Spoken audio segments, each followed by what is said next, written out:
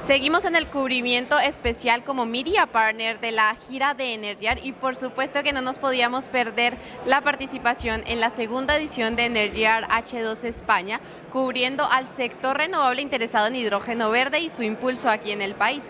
Y para ello tengo una de las compañías más importantes en esta transición, estoy hablando de Diversia, y para hablar de Diversia H2 hoy tengo el placer de saludar a Raúl Márquez Jimeno. Él es responsable de proyectos de hidrógeno renovable en la compañía. Bienvenido. Muchas gracias, un placer. Raúl, hablemos un poco. Yo sé que en los paneles se ha discutido mucho el tema de la viabilidad económica de los proyectos, ¿no? De los precios, de los off-takers cuando se enteran de este tipo de precios y de la realidad, ¿no? Desde la perspectiva de la compañía y desde tu experiencia, ¿cómo se está viendo este panorama? A ver, es una muy buena pregunta.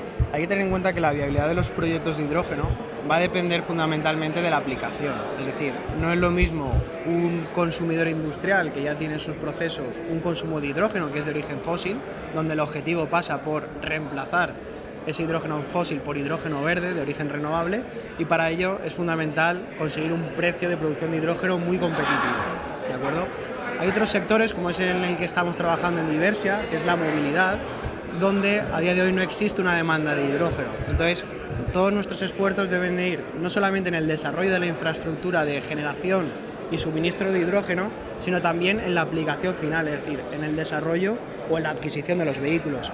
Entonces, en este punto de vista, los retos que nosotros nos encontramos van fundamentalmente en la obtención o la adquisición de esos vehículos. ¿Qué tecnología se va a imponer? Pensamos siempre, oye, vehículos de hidrógeno, pensamos en pila de combustible. La realidad es que en el segmento de la movilidad pesada es muy complicado encontrar esa disponibilidad o esa oferta de vehículos a nivel comercial.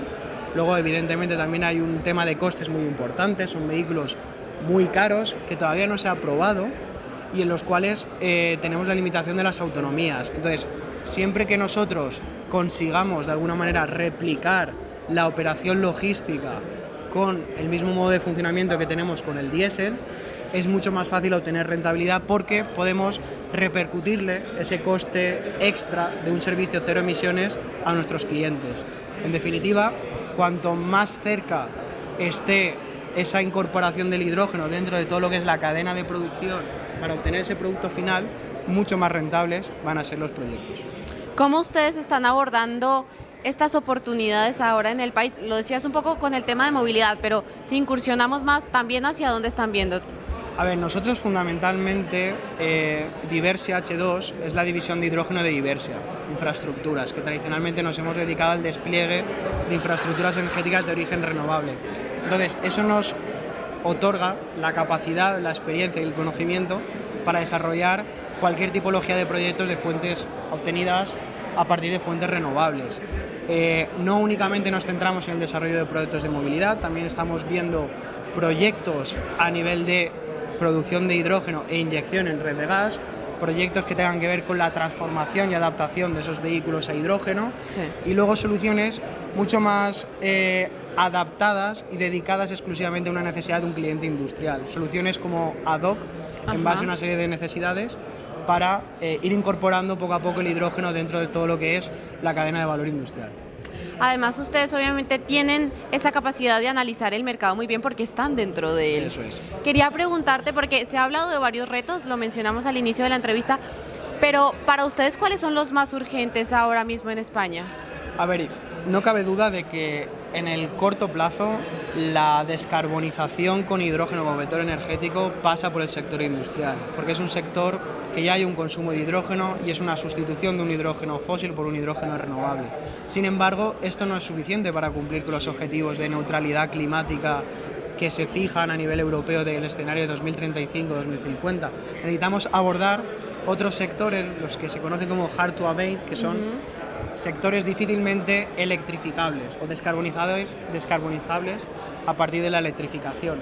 Entonces es en estos sectores donde la logística es responsable de gran parte de las emisiones a nivel mundial. Entonces es un sector que merece la atención y que hay que empezar ya a trabajar, sobre todo en el corto medio plazo, a través de hidrógeno en su forma pura, y luego para dar el salto a esa logística marítima Claro. a través de derivados de hidrógeno como amoníaco y metanol. Entonces, estamos dando un seguimiento a toda esa estrategia de descarbonización que hay en la logística y sin duda queremos convertirnos en un actor fundamental.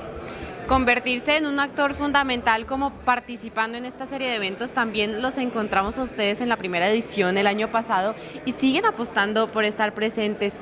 ¿Qué opinión te ha merecido esta segunda edición? Sin duda, yo creo que la evolución que ha tenido en general el sector del hidrógeno en los últimos años ha sido espectacular.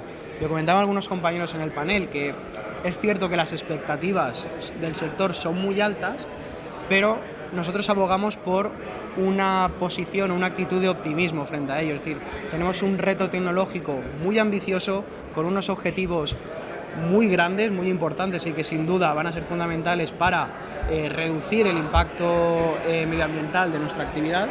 Y sin duda venimos trabajando desde el inicio, cuando empezó, antes del boom del hidrógeno, que empezó en 2020, pues nosotros nos adelantamos, hemos ido trabajando y eso nos ha permitido ya pues conseguir desarrollar proyectos que actualmente ya tenemos en fase de tramitación, y la idea es ir desplegando toda esa infraestructura de hidrógeno a lo largo de toda España, expandirnos en nuevos mercados donde encontremos oportunidades y sobre todo pues trasladar, de alguna manera transferir ese conocimiento, esa experiencia que hemos obtenido en estos años y ponerlas a disposición de posibles clientes que podamos tener en cualquier mercado. Pues Raúl, como siempre, muchas gracias a ti y a la compañía por estar en las cámaras y micrófonos de Review Energy. Muchísimas gracias a ti por acogerme.